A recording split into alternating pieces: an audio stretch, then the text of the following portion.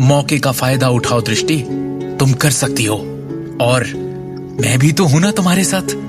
दृष्टि ने गंभीरता से सिर हिलाया।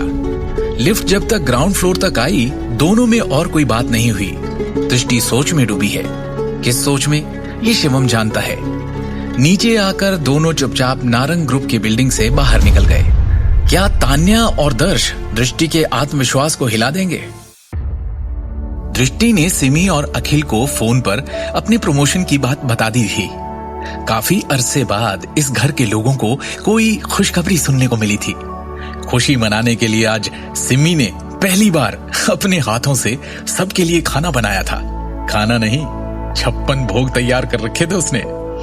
हमारी बेटी को कंपनी में चीफ डिजाइन अधिकारी की पोस्ट मिल गई है। उसे करोड़ों के ज्वेलरी प्रोजेक्ट का इंचार्ज भी बनाया गया है। मेरा तो नाचने को मन कर रहा है। आज हमारा पूरा परिवार जश्न मनाएगा। सिमी ने खाने की मेज पर खुशी से कहा और अपने हाथों से रेड वाइन की एक बोतल खोली। माँ, मैं इस समय केवल एक एक्टिंग डायरेक्टर हूँ। मेन पोस्ट तो मुझे तब मिलेगी जब मेरे डिजाइन्स सबके मुकाबले में जीत पाएंगे, दृष्टि ने गंभीरता से कहा। अखिल नारंग ने एक गंभीर संतुष्ट अभिव्यक्ति के साथ कहा, दृष्टि, मुझे लगता है इन नए चेयरमैन विक्रम टोकस को योग्यताओं की परवाह नहीं है। वो केवल उन्हें ही बढ़ावा देंगे जिनके अंदर काबिलियत है, क्षमता है। बेटा, ऐसे सुनहरे अवसर हर रोज नहीं मिलते।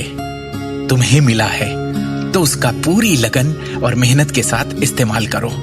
क्योंकि हमारे परिवार का नारंग ग्रुप के अंदर ज्यादा प्रभाव नहीं है, इसलिए हमें भी सावधान रहना होगा और भविष्य में लो प्रोफाइल रखना होगा।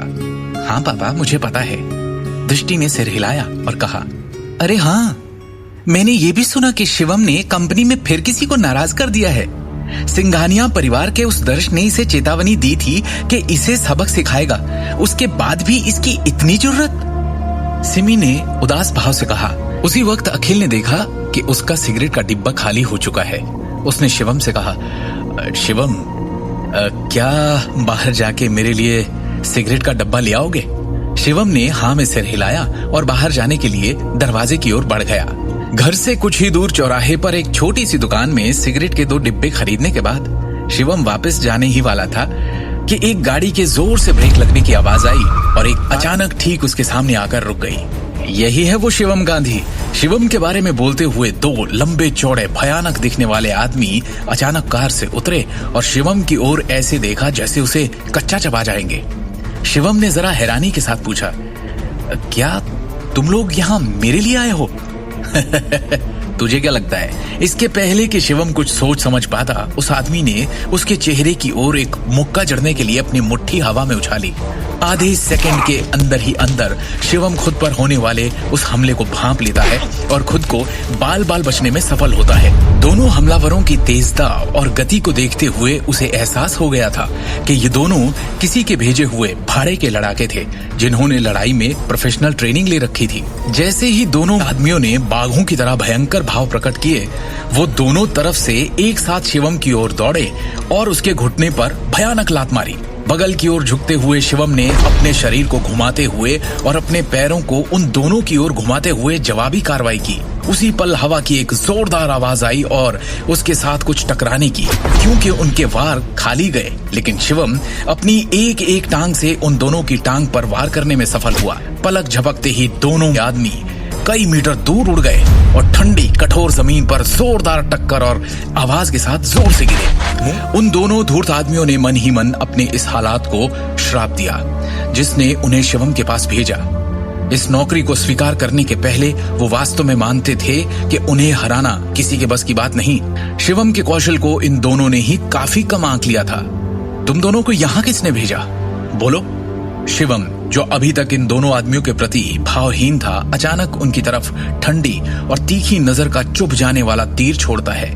उसकी आंखों में सवार खून देखकर और ठिठुरन भरी आवाज सुनकर उन दोनों गुंडों की रूह कांप गई। ये देख शिवम ने उन पर निगाहें और पैनी कर दी। तक्षक महल के वंशज के रूप में वो स्वाभाविक रूप से जानता था कि अनगिनत लोग उसके ठिकाने की तलाश में थे। यही वजह है कि वो अपने पीछे कभी कोई ऐसा सुराग नहीं छोड़ता था जिसका इस्तेमाल उसके दुश्मन उसका पता लगाने के लिए कर सकते थे। और सबसे बड़ी और महत्वपूर्ण बात, ये क्षेत्र वो शहर था जहां दृष्टि का परिवार रहता था।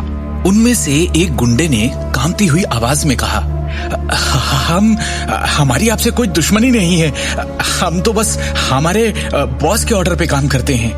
दूसरे गुंडे ने उतनी ही खौफ के साथ कहा, और हमें ऑर्डर देने वाले भाई जी हैं, इसलिए बेहतर है कि आप लापरवाही से काम ना करें, वरना वो आपका जीना मुश्किल कर देंगे।